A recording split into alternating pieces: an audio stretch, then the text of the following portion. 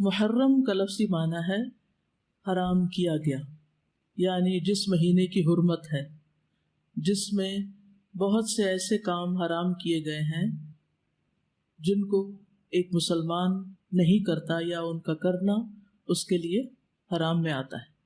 محرم کے مہینے کو شہر اللہ کہا جاتا ہے، اللہ کا مہینہ۔ اس مہینے کی تعظیم کی وجہ سے اس کو اللہ کا مہینہ کہا جاتا ہے۔ اس سے اس مہینے کی امپورٹنس کا پتہ چلتا ہے۔ صحیح مسلم کی روایت میں آتا ہے، ابو ہریرہ رضی اللہ عنہ سے روایت ہے کہ رسول اللہ صلی اللہ علیہ وسلم نے فرمایا، رمضان کے بعد سب سے افضل روزے اللہ کے مہینے محرم کے ہیں۔ تو گویا اس مہینے کی بھی خاص عبادت پھر کیا ہوئی؟ روزے۔ عشر ذوالحجہ میں تو پہلے 9 دن کے روزے تھے، لیکن اس میں پورے مہینے میں سے جب بھی آپ چاہیں روزے رکھ سکتے ہیں۔ ضروری نہیں کہ پورے ہی مہینے کے روزے رکھیں جیسے رمضان میں رکھے جاتے ہیں، لیکن 10 تاریخ کا روزہ جو ہے اس کی خاص فضیلت ہے۔ محرم الحرام کی ایک اہمیت کی وجہ یہ بھی ہے کہ یہ ہجری سال کا پہلا مہینہ ہے، تو یہ مہینہ عظمت اور برکت والا ہے اور حرمت والا ہے۔ حسن بصری کہتے ہیں کہ بے شک اللہ نے سال کی ابتدا بھی حرمت والے مہینے سے کی اور اس کا اختتام بھی حرمت والے مہینے سے کیا، یعنی آغاز بھی حرمت سے، اختتام بھی حرمت پر۔ سال میں رمضان کے بعد اللہ کے ہاں محرم سے بڑھ کر عظمت والا کوئی مہینہ نہیں۔ تو اس سے کیا پتہ چلتا ہے کہ اگر جس کام کے آغاز میں اور جس کے اختتام پر خصوصی ہدایات دی جائیں اور اللہ سبحانہ وتعالیٰ کی عبادت اور خصوصاً روزے وغیرہ کی عبادت کی طرف متوجہ کیا جائے تو سال بھر بھی پھر اس کی عادت اپنا لینی چاہیے۔ نئے سال کا آغاز جو ہے وہ دعا سے کرنا چاہیے۔ عبداللہ بن ہشام سے روایت ہے، وہ کہتے ہیں کہ جب مہینہ یا سال آتا تو رسول اللہ صلی اللہ علیہ وسلم کے صحابہ یہ دعا اس طرح سیکھتے جیسا کہ وہ قرآن سیکھتے، اللہم ادخلہ علینا بالامن والایمان والسلامت والاسلام وجوار من الشیطان ورضوان من الرحمن۔ اس کا معنی ہے، اے اللہ اس مہینے کو یا اس سال کو ہمارے اوپر امن اور ایمان، سلامتی اور اسلام کے ساتھ، شیاطین سے بچاؤ یا شیطان سے بچاؤ اور رحمان کی رضامندی کے ساتھ داخل فرما۔ محرم کا مہینہ چونکہ حرمت والا مہینہ ہے تو اس مہینے میں خاص طور پر آپس میں ایک دوسرے پر ظلم کی ممانعت ہے۔ قرآن مجید میں آتا ہے، ان عدت الشہور عند اللہ 12 شہرا فی کتاب اللہ یوم خلق السماوات والارض منها 4 حرم ذلك الدین القیم فلا تظلموا فیہن انفسکم۔ بے شک مہینوں کی گنتی اللہ کے نزدیک اللہ کی کتاب میں 12 مہینے ہیں، جس دن سے اس نے آسمانوں اور زمین کو پیدا کیا، ان میں سے 4 حرمت والے ہیں، یہی سیدھا دین ہے، سو ان میں اپنی جانوں پر ظلم نہ کرو۔ تو میسج کیا ہے؟ فلا تظلموا فیہن انفسکم، اپنے آپ پر یعنی ایک دوسرے پر ظلم نہ کرو۔ تو کیا نہیں کرنا اس مہینے میں؟ ظلم نہیں کرنا۔ ظلم کی کون سی شکلیں ہوتی ہیں؟ ظلم ہوتا ہے کسی کو اس کے حق سے محروم کرنا، کسی کا حق چھیننا، کسی کا حق مارنا۔ اس کا یہ مطلب نہیں کہ باقی مہینوں میں ظلم کر سکتے ہیں، اس کا مطلب یہ ہے کہ دوسرے مہینوں کی بنسبت ان حرمت والے مہینوں میں ظلم بہت بڑا گناہ اور بوجھ ہے۔ اگرچہ ظلم ہر حال میں بہت بڑا گناہ ہے، مگر اللہ جس کام کے گناہ کو چاہے بڑھا دے، جیسا کہ اللہ جس کام کے اجر کو چاہے بڑھا دے، یعنی وہی نماز ہوتی ہے، وہی صدقہ خیرات ہوتا ہے، لیکن عشرہ ذوالحجہ میں اس کا اجر کئی گنا بڑھ جاتا ہے۔ اسی طرح حرمت والے مہینوں میں ظلم کا گناہ جو ہے وہ زیادہ ہو جاتا ہے، اور یہ 4 مہینے خاص طور پر 1/3 آف دا ایئر خاص طور پر اس لیے اس کام کے لیے رکھا گیا اور اس کی شدت کا احساس دلایا گیا تاکہ لوگ اس کی پریکٹس کریں، کانشیس ہوں، اور خصوصی طور پر اس میں اپنے آپ کو ایسے گناہوں سے بچائیں تاکہ باقی سال بھی اس پر عمل کر سکیں۔ حدیث میں آتا ہے کہ ظلم حرام ہے۔ صحیح مسلم کی روایت ہے، نبی صلی اللہ علیہ وسلم نے فرمایا کہ اللہ عز و جل نے فرمایا، اے میرے بندو، میں نے اپنے اوپر ظلم کو حرام قرار دیا ہے اور میں نے تمہارے درمیان بھی ظلم کو حرام قرار دیا ہے، تو تم ایک دوسرے پر ظلم نہ کرو۔ جان، مال اور عزت کی حرمت کا پاس رکھنا ضروری ہے۔ ابو ہریرہ سے روایت ہے کہ رسول اللہ صلی اللہ علیہ وسلم نے فرمایا، ایک مسلمان کی ہر چیز دوسرے مسلمان پر حرام ہے، اس کا خون، اس کا مال، اس کی عزت و آبرو۔ تو اس سے کیا پتہ چلتا ہے کہ ہمیں دوسروں کا احترام کرنا ہے، ان کے مال کو ان کی مرضی کے بغیر استعمال نہیں کرنا، اگر کسی سے کچھ قرض لیا ہے یا کسی سے کسی چیز کا وعدہ کیا ہے تو اس کو پورا کرنا ہے۔ اسی طرح عزت و آبرو کہ کسی کی غیبت، چغلی، طعن و تشنیع اور بلا وجہ دوسروں کو اذیت دینا، اس سے بھی بچنا ہے۔ یعنی اس کا یہ مطلب نہیں باقی دنوں میں غیبت حرام نہیں، لیکن ان دنوں میں خصوصی طور پر اس سے بچنے کی پریکٹس کرنا ہے، کیونکہ اس میں ایسے کاموں کا گناہ اور زیادہ بڑھ جاتا ہے۔ ابو ہریرہ رضی اللہ عنہ سے مروی ہے کہ نبی کریم صلی اللہ علیہ وسلم نے فرمایا، مسلمان وہ ہوتا ہے جس کی زبان اور ہاتھ سے دوسرے مسلمان محفوظ رہیں، اور مومن وہ ہوتا ہے جس کی طرف سے لوگوں کو اپنی جان اور مال کا امن ہو۔ مومن کون ہے؟ کہ جس کی طرف سے انسان کو اپنی جان اور مال کا امن، کہ مجھے اس سے کوئی خطرہ نہیں، نہ میری جان کو خطرہ ہے اس سے اور نہ میرے مال کو، میں جہاں چاہوں بیگ رکھ دوں اس میں سے کوئی کچھ نہیں نکالے گا۔ تو جو کسی کی کوئی چیز دیکھ کے بھی اس کی ہاتھ کی ریچ میں بھی ہونے کے باوجود اس سے پرہیز کرتا ہے، یہ دراصل اس کے ایمان کی وجہ سے۔ ابن عمر سے روایت ہے، نبی صلی اللہ علیہ وسلم نے فرمایا، سب سے بڑے گناہ یہ ہیں وہ آدمی جس نے ایک عورت سے شادی کی، اس سے اپنی حاجت پوری کی، پھر اسے طلاق دے دی اور اس کا حق کے مہر ہڑپ کر لیا، مہر ہی نہیں دیا اس کو۔ تو بیوی کو اس کا مہر نہ دینا یہ بھی ظلم کی ایک قسم ہے، کہ اس کو نام نفقہ نہ دینا اور اس کا حق ادا نہ کرنا۔ دوسرا وہ آدمی جس نے کسی کو مزدوری پر لگایا اور اس کی اجرت خود نگل گیا۔ ایسے بہت سے واقعات ہمارے ملک میں بہت عام ہیں کہ کام کرا کے کسی کو کام پہ رکھ کے مہینے کے بعد اس کو چھٹی کرا دینا، اس کو اس کا حق نہ دینا۔ ویسے مزدوروں کو کسی بھی کام پہ لگا کے ان کو یا حق دینا ہی نہ یا پورا نہ دینا، یہ بھی ظلم کی شکل ہے۔ تیسرا وہ آدمی جس نے کسی چوپائے کو بے فائدہ قتل کر دیا، یعنی جانوروں کے بھی حقوق ہیں، ان کو بھی بلا وجہ نہیں مار سکتے آپ، ایک شغل تماشے کے طور پر۔ عبداللہ بن صائب رضی اللہ عنہ ابن یزید سے روایت ہے کہ وہ اپنے والد سے اور وہ عبداللہ کے دادا سے روایت کرتے ہیں، انہوں نے رسول اللہ صلی اللہ علیہ وسلم کو فرماتے ہوئے سنا، تم میں سے کوئی شخص اپنے بھائی کی کوئی چیز ہرگز نہ لے، نہ مذاق میں نہ حقیقتاً۔ بعض اوقات ہوتا ہے نا، فرینڈ شپ ہوتی ہے اور ایک دوسرے سے کافی فرینک ہوتے ہیں، تو ہم سمجھتے ہیں کہ اب اس فرینکنس کے بعد ہمیں حق حاصل ہو گیا کہ ہم دوسرے کی چیز میں سے جب جو چاہیں نکال لیں، اس کا بیگ کھولیں، اس میں سے پین نکال لیں، کوئی کھانے کی چیز ہے تو وہ اٹھا کے کھا لیں۔ نہیں، یہ سب حرام ہے، چاہے ایک سوئی کیوں نہ ہو۔ اور خاص طور پر اگر کوئی کسی کا حق ظلمن چھین لیتا ہے قسم کھا کر، جھوٹی قسم کھا کر، تو خواہ پیلو کی ایک شاخ ہی کیوں نہ، ایک مسواک، اگر اتنی سی چیز بھی کوئی کسی کی ظلمن چھینتا ہے تو قیامت کے دن اس کے لیے آگ ہے۔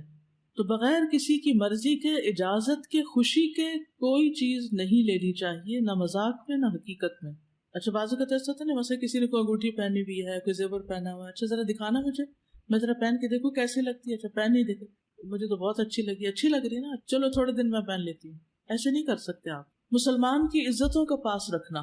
انس بن مالک کہتے کہ رسول اللہ صلی اللہ علیہ وسلم نے فرمایا، جب مجھے میرے رب عز و جل نے معراج عطا کی تو اس رات میں ایک قوم پر میں گزرا، ان کے ناخن تانبے کے تھے، وہ ان ناخنوں سے اپنے چہرے اور سینے کھرچ رہے تھے۔ میں نے کہا یہ کون لوگ ہیں اے جبریل؟ انہوں نے فرمایا یہ وہ لوگ ہیں جو لوگوں کا گوشت کھاتے ہیں، ان کی عزت و آبرو کے درپے رہتے ہیں۔ یعنی چاہے سامنے کسی کی بے عزتی کرنا بلا وجہ خواہ میں یا کسی کی پیٹھ پیچھے، تو کسی کی بھی عزت کے ساتھ کھیلنا جو ہے اپنے آپ کو نقصان دینا ہے۔ عبد الرحمن بن غنم سے مرفوعاً مروی ہے کہ اللہ کے بہترین بندے وہ ہوتے ہیں جنہیں دیکھ کر اللہ یاد آ جائے، اور اللہ کے بدترین بندے وہ ہوتے ہیں جو چغل خوری کرتے ہیں، دوستوں کے درمیان جدائی ڈالتے ہیں، باغی، بیزار اور متعنت ہوتے ہیں، سرکش ہوتے ہیں۔ اسی طرح ابو ہریرہ کہتے ہیں کہ نبی صلی اللہ علیہ وسلم نے فرمایا، بنی آدم کے اعمال ہر جمعرات کو پیش کیے جاتے ہیں، لیکن کسی قطع رحمی کرنے والے کے اعمال قبول نہیں کیے جاتے، یعنی رشتوں کو کاٹنے والے، رشتوں کے ساتھ ظلم اور زیادتی کرنے والے کے اعمال نہیں۔ تو ہمیں ان مہینوں میں خاص طور پر حقوق العباد کا خیال رکھنا ہے، یہ حقوق العباد کی ادائیگی کے مہینے ہیں۔ دوسرا کرنے کا کام اس مہینے میں روزے رکھنے۔ ابو ہریرہ کہتے ہیں کہ رسول اللہ صلی اللہ علیہ وسلم نے فرمایا، رمضان کے بعد سب سے افضل روزے اللہ کے مہینے محرم کے ہیں، یعنی مہینے کے اعتبار سے محرم کے روزے افضل ہیں رمضان کے بعد۔ ویسے تو ذوالحج کے پہلے عشرے میں تو سارے اعمال افضل ہیں، لیکن وہ صرف پہلے 10 دن کی بات ہے، اور یہاں کیا ہے، پورے مہینے کی بات ہو رہی ہے۔ لیکن یہ بات ثابت ہے کہ نبی صلی اللہ علیہ وسلم نے اس پورے مہینے کے روزے نہیں رکھے، یعنی کمپلیٹ نہیں کیا محرم کو. اس سے اس مہینے کے روزوں کی ترغیب تو ملتی ہے لیکن پورے مہینے کے روزوں کی پابندی نہیں. خصوصاً عاشورہ کا روزہ، 10ویں تاریخ کا روزہ. جب آپ سے اس دن کے روزے کے بارے میں پوچھا گیا تو آپ نے فرمایا یہ روزہ گزرے ہوئے ایک سال کے گناہوں کا کفارہ بن جاتا ہے، یعنی پچھلے محرم سے لے کے اب تک کے جو گناہ ہوں گے وہ انشاءاللہ معاف ہوں گے. صغیرہ گناہوں کی طرف اشارہ ہے. 10 تاریخ جو ہے اس مہینے کی وہ خاص طور پر بہت اہم ہے روزے کے اجر و ثواب کے اعتبار سے. لیکن ہمارے ہاں عموماً عاشورے کا دن حضرت حسین رضی اللہ عنہ کی یاد میں منایا جاتا ہے. وہ ایک تاریخی واقعہ ہے جو بعد میں پیش آیا ہے، تو نبی صلی اللہ علیہ وسلم کے دور سے ہی اس دن کی بڑی اہمیت ہے. یہود اس دن کے بارے میں کہتے تھے ھذا یوم صالح، یہ ایک اچھا دن ہے. بخاری میں آتا ہے ھذا یوم عظیم، یہ بڑی عظمت والا دن ہے. تو 10ویں محرم کیا ہے؟ اچھا اور عظمت والا دن ہے. یہ کعبہ کو غلاف پہنانے کا دن ہے. حضرت عائشہ سے روایت ہے، کہتی ہیں کہ لوگ رمضان کے روزے فرض ہونے سے پہلے عاشورہ کا روزہ رکھا کرتے تھے اور اس روز کعبہ کو غلاف پہنایا جاتا تھا. یہ یہود کی عید کا بھی دن ہے. ابو موسیٰ سے روایت ہے، یہ صحیح مسلم کی روایت ہے، وہ کہتے ہیں کہ اہل خیبر یوم عاشورہ کا روزہ رکھتے تھے، وہ اسے عید کا دن قرار دیتے اور اس دن اپنی عورتوں کو زیورات اور بہترین لباس پہناتے. تو رسول اللہ صلی اللہ علیہ وسلم نے فرمایا تم بھی اس دن روزہ رکھا کرو، یعنی وہ لوگ عید مناتے ہیں تو تم کیا کرو؟ روزہ رکھو. اللہ کے رسول صلی اللہ علیہ وسلم نے اس کے بارے میں فرمایا یقیناً عاشورہ اللہ کے دنوں میں سے ایک دن ہے، یعنی خاص دنوں میں سے ہے. تو جو چاہے اس دن روزہ رکھے، جو چاہے چھوڑ دے، یعنی نفلی روزہ ہوگا، فرض نہیں ہے. رمضان کے روزے فرض ہونے سے پہلے یہ فرض تھا. ابن عباس سے روایت ہے، وہ کہتے ہیں کہ میں نے نبی صلی اللہ علیہ وسلم کو نہیں دیکھا کہ عاشورہ کے دن اور رمضان کے مہینے کے علاوہ کسی دن کو افضل سمجھ کر آپ نے اس دن کا روزہ رکھا ہو، یعنی اس دن کو افضل سمجھا. اب آپ کہیں گے کہ وہ جو 9 ذی الحج والی بات ہے کہ وہ 2 سال کے گناہوں کی معافی ہے، تو اس دن آپ حج کر رہے تھے اور حج کرنے والے 9 تاریخ کو روزہ نہیں رکھتے. یہ نجات کا دن اور شکر کے روزے کے طور پر یہود کے ہاں مشہور تھا. جب نبی صلی اللہ علیہ وسلم مدینہ آئے تو وہاں کے لوگ ایک دن یعنی عاشورہ کا دن روزہ رکھتے. ان لوگوں نے بتایا یہ بڑی عظمت والا دن ہے. اسی دن اللہ تعالیٰ نے موسیٰ علیہ السلام کو نجات دی. قرآن مجید میں پڑھا نا آپ نے، وَإِذْ نَجَّيْنَاكُمْ مِنْ آلِ فِرْعَوْنَ يَسُومُونَكُمْ سُوءَ الْعَذَابِ يُذَبِّحُونَ أَبْنَاءَكُمْ وَيَسْتَحْيُونَ نِسَاءَكُمْ وَفِي ذَلِكُمْ بَلَاءٌ مِّن رَبِّكُمْ عَظِيمٌ. تو اس کے شکر میں موسیٰ علیہ السلام نے اس دن روزہ رکھا، یعنی سب سے پہلے موسیٰ علیہ السلام نے یہ روزہ رکھا. آپ نے فرمایا میں موسیٰ سے ان کی نسبت زیادہ قریب ہوں، یعنی یہ پیغمبروں کی اطاعت نہیں کرتے اور ان کا حق ادا نہیں کرتے. موسیٰ علیہ السلام مجھ سے زیادہ قریب ہیں، تو آپ نے خود بھی اس دن کا روزہ رکھنا شروع کیا اور صحابہ کو بھی اس کا حکم دیا. دور نبوی میں بچے بھی عاشورہ کا روزہ رکھتے تھے. ربیہ بنت معوذ سے روایت ہے کہ نبی صلی اللہ علیہ وسلم نے عاشورہ کی صبح انصار کے گاؤں میں کہلا بھیجا جس نے صبح اس حال میں کی ہو کہ روزے سے نہ ہو تو وہ اپنا باقی دن پورا کر لے.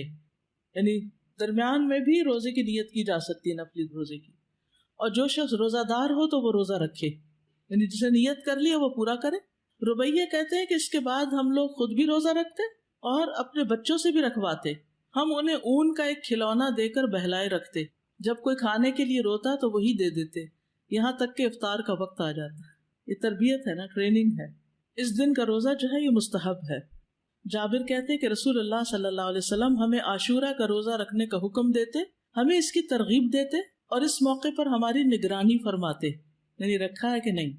اس کے بعد جب رمضان کے روزے فرض کر دیے گئے تو آپ نے ہمیں نہ حکم دیا نہ منع کیا اور نہ اس موقع پر ہماری نگرانی کی، یعنی نفلی روزہ ہو گیا، مستحب ہو گیا. حضرت عائشہ سے روایت ہے کہ جاہلیت کے ایام میں عاشورہ کے دن کا روزہ رکھا جاتا تھا. جب اسلام آ گیا تو اب جو چاہے اس کا روزہ رکھ لے اور جو چاہے اسے چھوڑ دے. لیکن نبی صلی اللہ علیہ وسلم نے 2 دن کے روزے کا ارادہ کیا، 9 اور 10 کا. عبداللہ بن عباس کہتے ہیں جب رسول اللہ صلی اللہ علیہ وسلم نے یوم عاشورہ کا روزہ رکھا اور اس کا روزہ رکھنے کا حکم دیا تو صحابہ نے عرض کی اللہ کے رسول یہی دن ہے جس کی یہود و نصارہ تعظیم کرتے ہیں. اس پر رسول اللہ صلی اللہ علیہ وسلم نے فرمایا جب آئندہ سال ہوگا تو اگر اللہ نے چاہا تو ہم 9ویں دن روزہ رکھیں گے. کہا اس کے بعد آئندہ سال نہیں آیا کہ رسول اللہ صلی اللہ علیہ وسلم وفات پا گئے. تو افضل کیا ہے 2 دن کا رکھ لیا جائے، 9 اور 10 کا. اور 9 محرم جو ہے بعض کے نزدیک 9 اور بعض 10 دونوں کو عاشورہ کا دن بھی کہا جاتا ہے. پہلا عشرہ ہے نا، اس میں بعض کہتے ہیں 10 اور 11 بھی رکھ سکتے ہیں، لیکن یہ کہ 11 تاریخ کے روزے کی روایت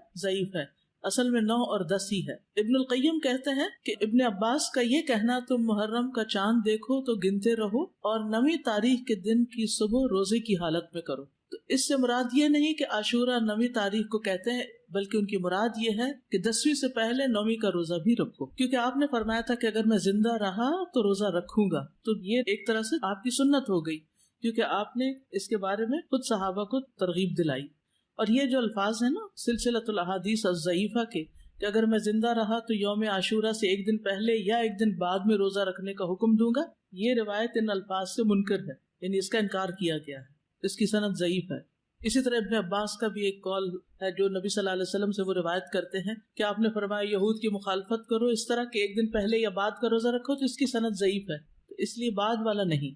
ابن تیمیہ رحمہ اللہ کہتے ہیں صحیح بات تو یہ ہے کہ 9 اور 10 دنوں کا روزہ رکھنا مستحب ہے، کیونکہ آپ کا آخری حکم یہی تھا کہ اگر میں اگلے سال زندہ رہا تو 9ویں کا بھی ساتھ رکھوں گا۔